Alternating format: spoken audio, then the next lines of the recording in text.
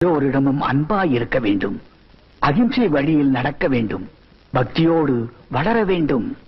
நீங்க சொல்றபடியே நாங்க நடந்துக்கிறோம் சுவாமி. எங்கெல்லாம் சின்ன பிள்ளைங்க நம்ம புண்ணிய பூமிக்கு பெருமை தரும்படியா நடந்து கொள்ள வேண்டும். அப்படி நடந்துகிட்டா ஐயப்ப சுவாமி அனுகிரகம் செய்வார். சுவாமியே சரணம் ஐயப்பா.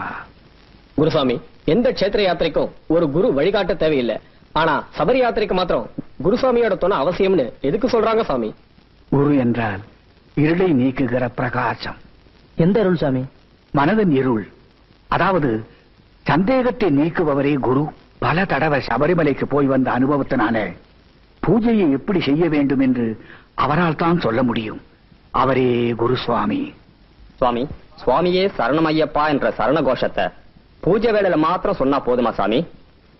இது சாதாரண கோஷம் மட்டுமல்ல, தாரக மந்திரம். பூஜை